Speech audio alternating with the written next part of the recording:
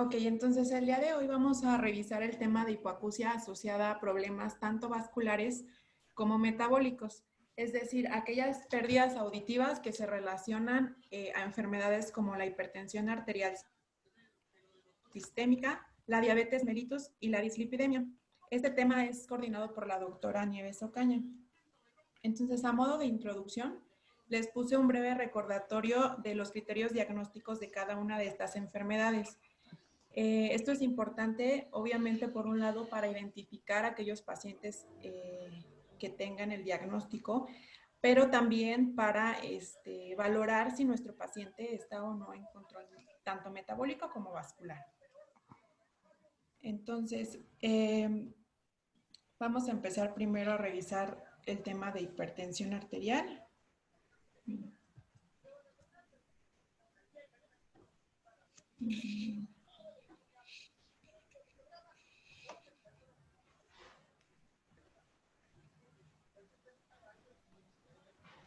Ok, en cuanto a la hipertensión arterial sistémica, de acuerdo con la American Heart Association, considera que el parámetro normal es aquella presión sistólica menor de 120 milímetros de mercurio y la presión diastólica menor de 80 milímetros de mercurio. Y considera una presión arterial elevada, aquella sistólica que está entre 120 a 129 milímetros de mercurio, y aquella presión diastólica menor a 80 milímetros de mercurio. A partir de ahí, esta clasificación las divide en una hipertensión arterial estadio 1, estadio 2 y crisis hipertensiva, como podemos ver en la gráfica. Entonces, esta es una enfermedad muy importante porque anualmente causa 9.4 millones de muertes en el mundo. Esto quiere decir que contribuye al 12.8% de la mortalidad por causas generales a nivel mundial. En cuanto a nuestro país, la prevalencia de esta enfermedad en adultos mayores en condición de vulnerabilidad es de 49.2%. Entonces es una enfermedad que tiene, como vemos, una alta prevalencia y que esto se ve reflejado, por ejemplo, en la consulta o en la preconsulta que vemos día a día, en donde generalmente los pacientes adultos que acuden por un problema de audición pues tienen alguna de estas enfermedades asociadas o alguno de estos criterios o de estos factores para desarrollar una pérdida auditiva. Por otro lado, la diabetes mellitus, sus criterios diagnósticos, como sabemos, es una glucosa plasmática en ayuno igual o superior a 126 miligramos por decilitro, una glucosa plasmática en 2 horas mayor o igual a 200 miligramos en una prueba de tolerancia a la glucosa con una dosis de 75 gramos, una hemoglobina glucosilada superior a 6.5%, o que el paciente presente síntomas relacionados a la diabetes con una glucemia aleatoria mayor o igual a 200 miligramos por decilitro. Entonces, de acuerdo con la encuesta nacional de salud y nutrición, en el 2016 la prevalencia general de esta enfermedad en nuestro país es de 9.4%. Ok, entonces es otra enfermedad que también es muy frecuente en nuestra población mexicana. Respecto a los parámetros de la dislipidemia, se van a considerar alterados cuando el colesterol total esté por encima de 200 miligramos sobre decilitro, los triglicéridos por encima de 150 miligramos por decilitro y el colesterol LDL que sea superior a 130 miligramos por decilitro. Entonces, como les mencionaba, no solamente es identificar si nuestro paciente tiene o no el diagnóstico de alguna de estas enfermedades, sino también es muy importante valorar si se encuentra controlado tanto en la parte metabólica como en la vascular. Entonces, en esta diapositiva les puse las metas de control metabólico de acuerdo a las guías de práctica clínica. Y bueno, de forma general vamos a mencionar que pues el paciente tendría que tener una hemoglobina glucosilada menor de 7%, el colesterol total menor de 200 miligramos por decilitro, el colesterol LDL menor de 100 miligramos por decilitro, los triglicéridos menor de 150 miligramos por decilitro Y respecto a lo vascular, pues la presión arterial tendría que estar idealmente por debajo de 130-80 miligramos, milímetros de mercurio, perdón. Entonces, esto es muy importante porque un paciente que esté en descontrol, ya sea metabólico o vascular, va a tener mayor riesgo de progresión respecto a la hipoacusia. Entonces, es importante identificar si está controlado o no. Ok, entonces después de esta breve introducción vamos a hablar ya concretamente de estas enfermedades. Tanto la diabetes mellitus como la hipertensión arterial sistémica y la dislipidemia son enfermedades crónicas de herencia compleja. Estas enfermedades van a tener la característica de que interactúa con factores tanto ambientales como factores epigenéticos, provocando un daño vascular, ya sea micro o macrovascular. En nuestro caso, pues nos compete mayormente el daño microvascular debido a que se alteran los órganos sensoriales, específicamente en nuestro caso, pues el oído interno, que es el que nos interesa.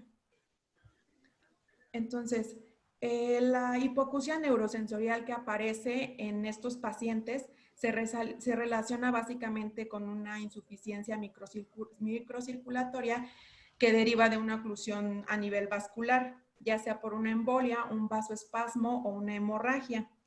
Y esto a su vez pues va a ser consecuencia de un estado de hiperviscosidad o de una microangiopatía, ya sea por diabetes o por hipertensión arterial. Entonces, las enfermedades crónicas de herencia compleja van a contribuir al deterioro irreversible tanto de las estructuras cocleares como las vestibulares. Y respecto a los síntomas más severos, van a ser aquellos que se presenten cuando haya disfunción vestibular, debido a que esta parte incapacita o repercute más en la vida social o en las actividades del paciente. ¿Ok? Sin embargo, pues obviamente la disfunción coclear también es muy importante. Ahora, ¿qué es lo que sucede en la fisiopatología de esta enfermedad? Pues básicamente todo gira en torno a una alteración vascular. Estos pacientes van a tener un incremento de la viscosidad sanguínea y por tanto va a haber un compromiso en la perfusión sanguínea tanto a nivel coclear como a nivel vestibular, provocando una hipoxia en los tejidos de estas estructuras. Además, se va a asociar también con cambios iónicos celulares y todo esto va a provocar una degeneración tanto coclear como vestibular. Sin embargo, no solamente se afecta la parte periférica, digamos, de las estructuras auditivas, sino también puede haber alteraciones a nivel de la corteza cerebral debido a microangiopatías y se puede también observar afección de la neurovaina de los nervios periféricos. Entonces, estos pacientes se afecta la señal auditiva tanto periférica como central. Entonces, hablar de la fisiopatología de estas enfermedades es muy importante mencionar la estría vascular. Esta sabemos que es rica en capilares y que es una estructura muy importante para formar el potencial endococlear y poder propagar la señal auditiva hacia el sistema nervioso central. La estría vascular tiene la característica de que no tiene anastomosis.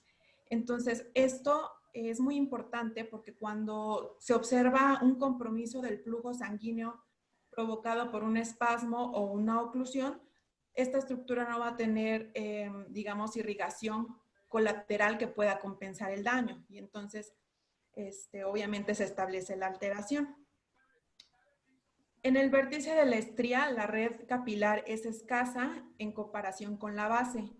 Y esta característica deja que el vértice sea más susceptible a isquemia y que se reduzca el potencial endococlear y entonces se desarrolle, por ende, una hipoacusia. Esta hipoacusia se puede presentar de forma inmediata a la oclusión y a la hipoxia que presenta la estructura. Entonces, la estría vascular es un órgano muy sensible a la isquemia y demanda elevados requerimientos de energía en comparación con el órgano vestibular, por ejemplo. Y esto puede ser la causa o la explicación de que haya una disociación entre la sintomatología vascular y las manifestaciones vestibulares que el paciente presenta. Porque muchas ocasiones las manifestaciones vestibulares se presentan de forma silente o en forma más tardía, debido a esta característica a nivel de la vasculatura. Ahora, respecto a las manifestaciones clínicas, les puse estas tablas que encontré en un artículo que se me hicieron muy completas, no solo porque, por un lado, describe la sintomatología que el paciente presenta, pero también menciona algunos factores en el estilo de vida o incluso también hace una comparación respecto a con qué frecuencia se presentan, o más bien el grado de severidad que el paciente presenta. Entonces, por un lado, obviamente, pues el paciente se va a quejar de una pérdida auditiva que generalmente va a ser bilateral y la evolución puede ser progresiva. Sin embargo, también se ha observado que puede tener una manifestación súbita. La pérdida auditiva va a tener predilección por las frecuencias altas, pero también se ha observado deterioro con menor grado de severidad en las frecuencias medias o en las frecuencias bajas. El patrón que presentan estos pacientes es muy similar al patrón auditivo de la presbiacusia. Sin embargo, en estos pacientes con disfunción coclear asociada a enfermedades de herencia crónica compleja, van a ser más severos de lo esperado para la edad. Además, el paciente también va a presentar o se va a quejar de acúfeno y de vértigo, de síntomas vestibulares. Por otro lado, van a existir, como les mencionaba, factores en el estilo de vida del paciente. Estos factores pueden ser obesidad, tabaquismo o sedentarismo y alcoholismo. Del lado derecho, en la tabla azul, podemos observar una comparación del grado de severidad en cuanto a la disfunción coclear que presentan estos pacientes. Entonces, si hacemos un análisis, como podemos ver, la pérdida auditiva leve y moderada es la que se presenta con mayor frecuencia, aunque sí puede haber pérdidas auditivas severas, sobre todo en frecuencias agudas, como les había comentado, y pues raramente va a haber un paciente que presente hipoacusia debido a estas enfermedades y que sea profunda. Normalmente pues, van a tener otros factores también asociados.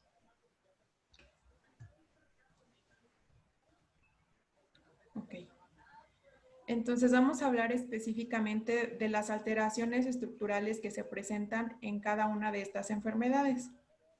Respecto a la hipertensión arterial sistémica, se ha observado que las estructuras tanto de los vasos sanguíneos como del corazón se encuentran alteradas y esto va a favorecer la presencia de hemorragias a nivel del oído interno.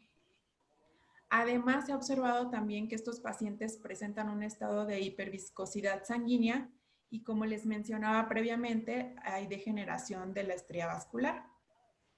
También se ha observado que hay un incremento en la concentración endolinfática del potasio y esto es muy importante porque el potencial endococlear se va a ver alterado. Entonces, todas estas anomalías van a comprometer el aporte tanto de oxígeno como de nutrientes. Todo esto va a ser deficiente y van a generar la pérdida auditiva, como les mencionaba, ya sea de forma súbita o de forma progresiva. Y también se va a fomentar, debido a estos cambios, la aparición de acúfeno. Ahora, respecto a la diabetes mellitus, se ha observado que estos pacientes presentan diferentes alteraciones, tales como la desmielinización del nervio auditivo, la atrofia del ganglio espiral con una pérdida de las células en la espira tanto basal como en la espira media. Hay disminución de las fibras nerviosas y de las células ganglionares, tanto en los núcleos cocleares, en el complejo olivar superior y en el cuerpo geniculado medial. Además, también se ha observado adelgazamiento de las paredes vasculares de la estría vascular. Entonces, en la diabetes mellitus, el daño en el sistema auditivo se va a producir a través de dos mecanismos: la angiopatía y la neuropatía diabética. Entonces, por un lado, la angiopatía va a provocar un impacto directo debido a que se interfiere con el aporte de oxígeno y los nutrientes a la cóclea por el difícil transporte a nivel de las paredes capilares que se encuentran engrosadas. Sin embargo, también pueden presentar un impacto indirecto por la reducción del flujo sanguíneo debido a que los vasos están estrechados o que se asocian a una degeneración del nervio auditivo. Por otro lado, la neuropatía diabética va a inducir una atrofia del ganglio espiral y va a provocar la desmielinización del octavo par. Entonces, todas estas alteraciones van a comprometer el suplemento tanto del oxígeno como de la glucosa y se va a inducir un estado de estrés oxidativo. Se va a provocar la retención endolinfática, un hidrops y finalmente se va a provocar la alteración o el daño auditivo. Muy bien. Ahora, respecto a la dislipidemia y la disfunción cocleovestibular. En esta enfermedad se ha observado que hay una alteración o un daño a nivel de la estría vascular y en las células ciliadas externas. Se describe que el colesterol LDL elevado va a impedir el flujo sanguíneo a nivel coclear y esto va a bloquear la producción del óxido nítrico en las paredes vasculares. Además, la hipertrigliceridemia y asociada a la diabetes mellitus tipo 2 incrementan el riesgo de estrés oxidativo. Y la hipertrigliceridemia, la hipercolesterolemia y un estado de hiperfibrinogenemia van a disminuir el aporte sanguíneo a nivel coclear debido a un estado de hiperviscosidad sanguínea y a una oclusión que es resultado de un proceso de aterosclerosis. Entonces son muchos cambios que se presentan en todas estas enfermedades, pero al final de cuentas si observamos pues todos los cambios se ven asociados a una alteración en la perfusión sanguínea del oído interno. No sé si hasta aquí hay alguna duda antes de pasar al diagnóstico o seguimos. Bueno, respecto al diagnóstico, obviamente es muy importante realizar una historia clínica completa. Es muy importante considerar todos los antecedentes del paciente, ya sea heredofamiliares o personales patológicos que involucren alguna de estas enfermedades. O incluso también la semiología de la hipoacusia y todas estas características en la sintomatología que nos orienten a pensar en este diagnóstico, ¿no? Sumado a los antecedentes que el paciente pueda presentar. O incluso a síntomas, a lo mejor el paciente no se conoce diabético o hipertenso, pero tal vez sí hay antecedentes heredofamiliares y el paciente tal vez tenga clínicamente signos o síntomas de estas enfermedades y también es importante evaluarlos, ¿no? Para identificar o diagnosticar estas enfermedades. El paciente también va a requerir una exploración física completa, especialmente también una exploración otológica, y esto es muy importante porque también nos va a permitir descartar si hay alguna otra enfermedad que contribuya a la progresión de esa pérdida auditiva. Y bueno, en estos pacientes va a ser de mucha utilidad los estudios complementarios, los estudios de laboratorio, por ejemplo, una biometría hemática completa, una química sanguínea, los electrolitos séricos, la hemoglobina glucosilada, el ácido úrico, un perfil de lípidos e incluso un electrocardiograma o un examen general de orina. Todo esto nos ayuda no solo para establecer el diagnóstico en caso de que el paciente no se sepa con diabetes o hipertensión, sino también para evaluar si nuestro paciente tiene o no un control metabólico o incluso para descartar alguna otra patología o complicación que requiera un tratamiento específico.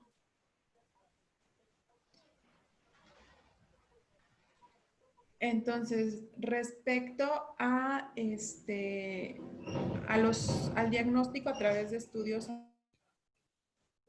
va a ser muy importante realizar, obviamente, en estos pacientes una audiometría tonal. El perfil de estos pacientes normalmente es una curva descendente que tiene predilección por frecuencias, como les mencionaba, agudas, entre 4000 y 8000 Hz, y pues, de tipo neurosensorial. Sin embargo, también se puede observar afección de frecuencias medias y bajas, como les comentaba, pero en menor grado de severidad. Al igual que pueden tener sordera súbita en una diabetes muy descontrolada o una crisis hipertensiva. Y puedes tener sorderas unilaterales súbitas. Ok, sí. Exacto. Normalmente como que... Ajá, no te lo dicen y hay artículos y todo eso, pero sí hemos llegado a tener pacientes con sonderas súbitas unilaterales con un descontrol muy importante pues, del azúcar y de la presión arterial, no tanto de dislipidemia. Tendría que tener mucho tiempo de evolución o tener cifras muy elevadas para que te des, si te das cuenta cuando hablaste de la fisiopatología, no hay mucho en relación a la dislipidemia. Hablan Sí. más de la hipertensión y de la diabetes, ¿no? Y todo llega, como dices tú, a los problemas vasculares, ¿no? A estas alteraciones. Entonces, sí, hay alteraciones en las frecuencias altas, pero sí puedes tener sorderas súbitas, ¿sí? O sea, Ok. no es algo que a fuerza tiene que ser, pero sí se ha llevado a dar estos casos. O sea, no es tan frecuente, pero sí se Pero presenta. sí se puede presentar. Hay un porcentaje del 3% en pacientes que han presentado hipoacusia súbita después de una crisis hipertensiva así, ¿no? Que no se sabían que eran hipertensos y que muchas veces llegan contigo. Yo tengo un paciente que a veces para ellos no tienen ni diabetes, ni hipertensión, o te dicen, ah, no, apenas tiene poquito, ¿no? Pero que se la diagnosticaron. Entonces, a esos pacientes es a lo que realmente muchas veces uno tiene que pedirle su química sanguínea, como pusiste tú, su colesterol, triglicéridos y todo eso, porque muchas veces ellos no saben que son diabéticos, ¿no? Hasta que llegan ahí o te dice, ah, es que tuve un susto. Y por eso, pero mi papá o mi mamá, pero ya fueron de grandes, pero ya tienen el gen ¿no? ahí, ¿no? Ya tienen alteración de la diabetes. Entonces sí te pueden causar estas alteraciones una sordera súbita. O pacientes que dicen que se les quitó, ¿no? O sea, que se les diagnosticó hace muchos años, pero que no son diabéticos y no son hipertensos y pues no llevan tratamiento. Y Y la a la otra hora de los cosa, laboratorios, pues bien descontrolados. ajá, que es muy importante, como tú dijiste, la hemoglobina glucosidada, esa te da mejor referencia porque muchas veces te hacen trampa, no cenan o no comen Ah, bien sí. ligero un día anterior y pues resulta que tienen el azúcar por re bien, ¿verdad? O sea, Sí. tienen 101, 102, pero le hacen la hemoglobina glucosilada y ves que tiene de 8, ¿no? Entonces dices tú, pues que no está muy bien controlado. Entonces, eso es lo ideal, ¿no? Mandar a hacer tu hemoglobina glucosilada y ver cómo ese paciente se está comportando. Sí, sí, sí. Doctora, y por ejemplo, en cuanto a la discriminación fonémica de estos pacientes, también va a estar como en relación a la pérdida, que presenten a la pérdida auditiva, ¿no? Fíjate que estos pacientes, cuando vimos presbiacusia, Ujú. también tienen algún tipo, o sea, a veces no corresponde, o sea, su discriminación nunca te llega al 100%. Y pueden tener regresión fonémica, pero no mayor de 30 de decibeles o de 30%, sí, bajan, pero no es como por otra causa, ¿no? Sí, entonces sí podemos tener logos como que no corresponden, pero no es tan importante la regresión fonémica en estos pacientes, que también tiene que ver qué tan bien controlados estén, ¿no? Qué tan bien farmacológicamente estén sus alteraciones. También pueden presentar vértigo estos pacientes, sobre todo los de diabetes. A mí me tocó ahorita estar revisando otra vez lo de la guía clínica de la cocleopatías por diabetes mellitus. Y encontré varios artículos donde te hablan, ¿no?, de las alteraciones audiológicas, pero también de las, de vértigo y simular un Meniere y las alteraciones a nivel de como si fuera hidroendolinfático. Entonces, estos pacientes pueden también cursar con vértigo, estos pacientes con diabetes.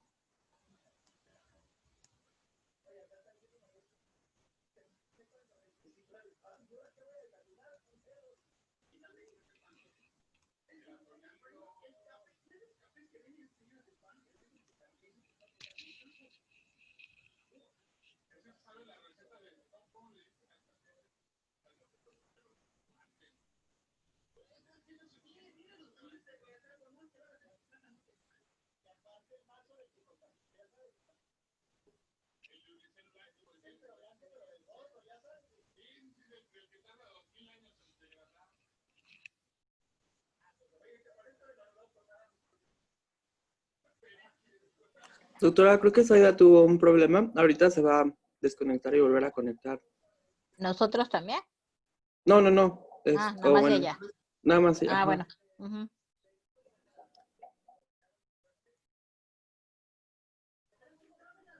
Listo, ¿ahí me escuchan? Sí. Ay, ok, qué bueno. Ok. Ya me había espantado, doctora. Sí, yo también. Entonces, les decía que respecto a estos pacientes también pueden presentar reclutamiento, ¿no? Uh-huh. Y y en las emisiones autoacústicas por productos de distorsión pues se van a encontrar anormales. Sí. Y bueno, en los potenciales auditivos evocados de tallo cerebral también va a haber una alteración, una prolongación en las latencias de las ondas y también incluso podrían presentar alteraciones en las pruebas de procesamiento auditivo central. Ajá. Aquí en las emisiones autoacústicas, acuérdense que si hay una alteración mayor de 30 o 40 decibeles, pues a lo mejor van a tener ausencia de las emisiones, ¿sí? No van a encontrar muchas como respuesta. En los potenciales sí se ha visto alargamiento de estas intervalos interonda, es una de las que todos estos pacientes les deberíamos de mandar a hacer potenciales, ¿no? Que a veces pues no les mandamos. Las pruebas de procesamiento, sobre todo en aquellos pacientes que tienen un déficit auditivo pues no tan importante y el paciente se queja de que no entiende, vale la pena mandarlos a las pruebas de procesamiento auditivo central. Okay. Sí, porque en la fisiopatología, como comentaba, pues también hay alteraciones a nivel central, ¿no? Uh-huh. Okay. Bueno. Entonces, no sé si hay alguna duda o ya pasamos al tratamiento. También a estos pacientes, acuérdate, hay que mandarle a hacer, si se quejan de vértigo y todo eso, hay que mandarle a hacer su BNG, Sí. la posturo y todo eso, pues para descartar algún otro tipo de problema, ¿no? Vestibular. Y pues aunado a esto, igual la importancia de la prueba de procesamiento es para el uso del auxiliar auditivo que le vayas a poner, pues tienes que ver, ¿no? O sea, qué aparato le vas a poner al paciente, ¿no? Sí, claro. Uh-huh. Sí, claro. Entonces, ahora, respecto al tratamiento, en estos pacientes pues van a existir muchos pilares que vamos a tratar de usar o de apoyarnos para evitar la progresión de esta enfermedad o para restablecer o tratar de rehabilitar la parte auditiva.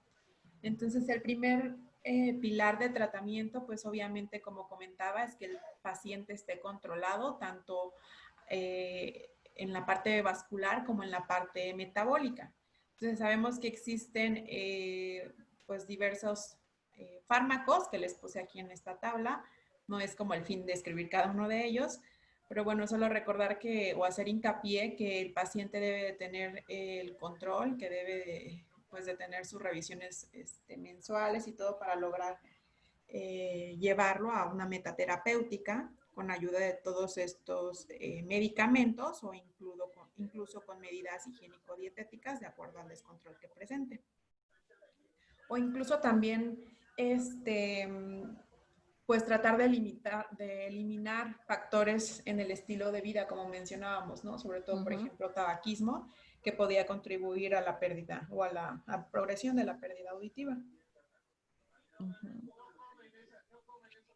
Otro pilar del tratamiento o parte del tratamiento, obviamente en estos pacientes, pues es tratar de rehabilitar lo auditivo a través de una adaptación de auxiliares auditivos.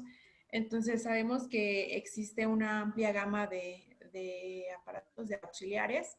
En esta imagen pues les puse algunos ejemplos de auxiliares retroauriculares, de los que son receptor en el canal, o de los que son intracanal, perdón, intraauricular, o los que van completamente en el canal, o incluso diademas óseas, dependiendo todo de las características del paciente. Aquí la importancia es de que tienen que tomar en cuenta ustedes desde el tipo de vida del paciente, o sea, pues lo económico y todo, pero estos pacientes requieren de aparatos digitales. O sea, ustedes no le pueden poner un aparato analógico a estos pacientes porque son pérdidas neurosensoriales. Son pacientes que a lo mejor tienen pues mala discriminación. Entonces, pues muchas veces uno dice, ay, pues están muy caros, ¿no? Pero pues tienes que tomar en cuenta todo eso, porque si le pones uno que no es digital, sino un analógico, pues más o menos económico, va a estar contigo el paciente. De nada le va a servir. Sí, y va a estar ahí friegue y friegue, porque no, doctora, usted me lo indicó, ¿no? Y no escucho. Y lo arreglas ahí y oye, y sale a la calle y él, no, doctora, es que no oigo nada. Pues Sí. por lo mismo, ¿no? Porque son aparatos los analógicos, acuérdense, amplifica totalmente todo, ¿no? Tanto ruido, voz, es parejo. En cambio, un digital, pues ustedes pueden verse 6 canales que son, ajá, o hoy en día hay aparatos que no tienen canales, sino tiene como ecualizadores, le digo yo, en los cuales tú puedes ir modificando no todo al parejo, sino frecuencialmente, y les va muy bien a estos pacientes. Sí, sobre todo como comentábamos, ¿no? Que tiene pues predilección por la afección de frecuencias agudas, y pues un digital obviamente le va a ayudar más en esa parte. O incluso Sí. también la motricidad, ¿no? Del paciente. A estos, si ya es un paciente pues grande, la verdad no vale la pena que ustedes le pongan un intracanal, porque nada más lo hacen gastar y luego ni lo pueden monear. O ni se dan cuenta y lo tiran y ya lo mordió el perro, ¿no? Entonces, sí es importante que ustedes vean, y además también tiene que ver mucho el conducto. Acuérdense que el conducto de los viejitos como que están colapsados, están más grandes. Bueno, hay un montón de causas que te pueden hacer que ese entrecanal a veces no funcione como debe de ser, ¿no? Y nada más sirva como tapón y que la sientan obstruido. Entonces sí tienes que ver pues muchas cosas, ¿no? Hay aparatos muy bonitos también que hoy traen que el acorde, que no sé qué y que no se ven, pero lo importante es que ustedes vean, o sea, que sí le funcione, que tenga lo del flipback, que a veces oyen ellos así como ruido y todo eso. Hay aparatos que ya tienen que regulan todas esas alteraciones, ¿no? Igual, si es un paciente con una pérdida pues bastante importante, lo que le llaman caídas en skit, que traen hasta abajo, casi en 4 y 8, pues llega a 80, 90 o 100, o sin respuesta. Muchas veces, a veces también no le puede uno alzar o levantar o pues A veces tienes que echar mano de, bueno, le pones el aparato y la lectura labiofacial o alguna ayuda que le pueda funcionar a ese paciente, porque sabes que si no está bien controlado va a ir siguiendo perdiéndose. Una parte por la degeneración normal del oído y la otra pues ayudada ahí por la hipertensión, la diabetes y todo, ¿no? Entonces van a ser pacientes que a lo mejor tú lo tienes que estar viendo con los estudios cada 3 o cada 6 meses, depende de cómo veas tú qué tan apegado sea a su tratamiento, a su dieta, a pues a todo, ¿no? Y enseñarle a cómo usarlos. A veces son gente grande que pues ya uno, aunque le digas y les expliques, luego no me dijo nada, Sí, ni no cómo entiendo. usarlo. Ajá. Y entonces se van a la casa comercial, le ponen el aparato, bueno, se van y regresan contigo, no sé, cuando le dicen en 6 meses. Y no, es que esta cosa que me vendieron no sirve. Y no, ya se dejó de escuchar. Le puso pila. Ah, lleva pila.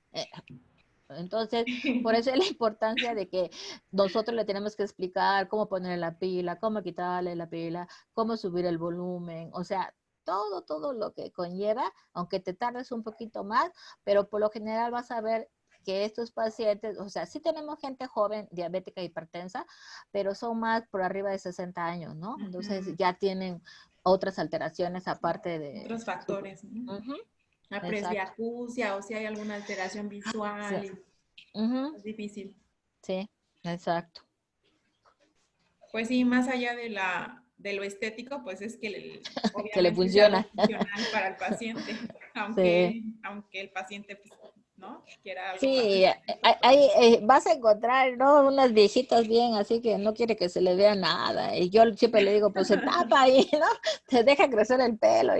Pero, ay Dios, entonces sí es un poco difícil con los pacientitos, pero es cuestión de platicar con ellos y enseñarle y todo, y se van contentos, ¿no? Y el escuchar, o muchas veces ellos te dicen que no oyen, pero te están contestando todo, entonces tú dices, no, sí escucha, ¿no? O sea, si no oyera, pues le quitas el aparato y le preguntas y se queda así, ahora sí, sin escuchar. Pero cuando se lo pones y tú hablas más bajito, el paciente te está respondiendo, entonces tú sabes que sí le está funcionando. Muchas veces nosotros probamos el aparato dentro de la cámara cuando hacemos utilidad social y decimos, ay, no, es que le da el 90%. Pero acuérdense que en la vida diaria no andamos con una cámara sonamortiguada. Entonces, en la calle hay más ruido, hay más bullicio. Entonces, lo ideal sería, pues, cuando tú ajustes el aparato, es sacarlo, andar con él o que salga afuera, que platique para ver cómo lo siente en realidad. Porque en la cámara lo puedes sentir maravillosamente bien, pero ya en la calle son los problemas que el paciente tiene. Ujú. Sí, claro. Ok, entonces vamos a seguir. Continúa. Uh-huh. Otra opción de tratamiento, pues obviamente algunos pacientes, pues no va, el auxiliar auditivo no va a ser funcional. Y otra opción de tratamiento, pues es el implante coclear. Entonces es importante revisar los criterios para indicar este dispositivo y también las contraindicaciones. Entonces, en cuanto a los criterios, pues lo vamos a utilizar en aquellos pacientes, obviamente con una hipoacusia neurosensorial severa o profunda, o incluso aquellos que tengan una pérdida total, sobre todo en las frecuencias de 500 a 4000, las frecuencias conversacionales. En aquellos pacientes con hipoacusia poslocutiva o en aquellos pacientes que no hayan tenido beneficio con el auxiliar auditivo o que el beneficio haya sido mínimo, tanto de forma tonal como funcional. Es decir, que el paciente tenga menos de un 40% en las pruebas de discriminación a 65 decibeles y que esto haya sido en un plazo de 3 a 6 meses. Además, el paciente pues también tiene que tener la convicción de la mejoría en la parte auditiva y algo muy importante es que obviamente el paciente tiene que contar con un estudio de imagen que confirmen que la anatomía coclear es adecuada, ¿no? Que haya presencia de nervio coclear para poder colocar los electrodos. Entonces, respecto a las contraindicaciones, pues van a ser pacientes que cursen con neurofibromatosis tipo 2, pacientes con schwannoma vestibular en un oído, o aquellos pacientes que presenten o tengan diagnóstico de otoesclerosis y que la anatomía coclear esté pues muy comprometida y no se pueda pues colocar, ¿no?, el electrodo, es decir, que la morfología de la cápsula óptica esté alterada. O aquellos pacientes con traumatismo coclear que presenten disrupción del nervio auditivo, con enfermedad de von Hippel-Lindau o con esclerosis tuberosa cerebral, así como pacientes con neuropatía auditiva idiopática en donde haya un atrapamiento óseo. Y algo muy importante, pues obviamente aquellos pacientes que tengan una malformación, una aplasia del nervio coclear, que de igual forma pues no se pueda colocar el electrodo. Y bueno, otra opción de tratamiento va a ser la lectura labiofacial. Este es un método pues que se utiliza en aquellos pacientes con una pérdida auditiva que limite su comunicación, y básicamente pues es el aprendizaje de los componentes visuales fonológicos del habla a través de los movimientos tanto labiales, linguales y mandibulares, y ayuda sobre todo a pacientes con pérdidas auditivas postlocutivas.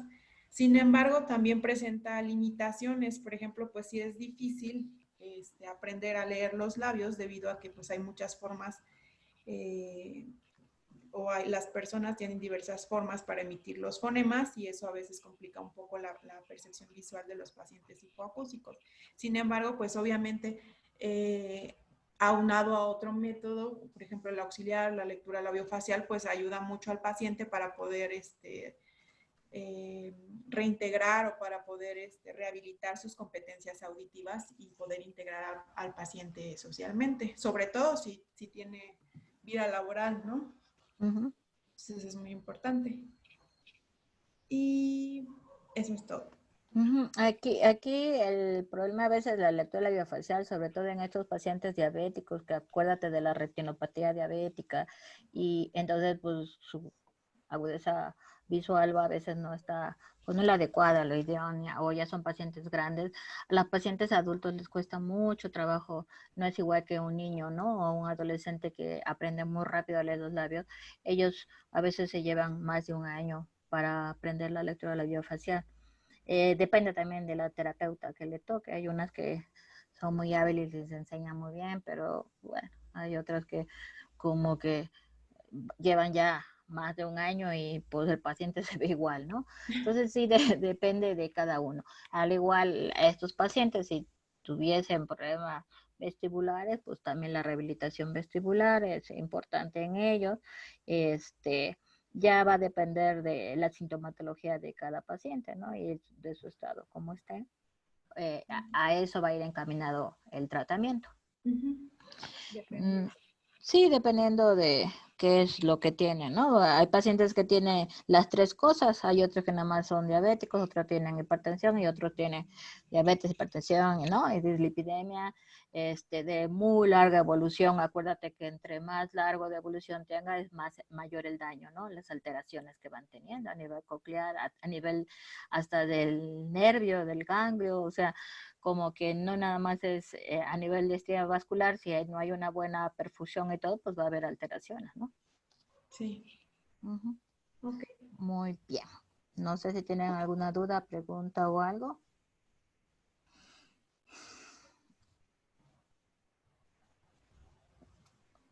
Pues todo quedó claro, ¿verdad? Todo bien.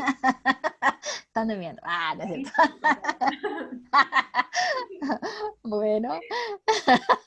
Entonces, no dormimos. Bueno, entonces nos vemos si Dios quiere mañana para el otro tema, y que pasen buena tarde. Cuídense. Gracias, Hasta luego. Buenas tardes. Buenas tardes.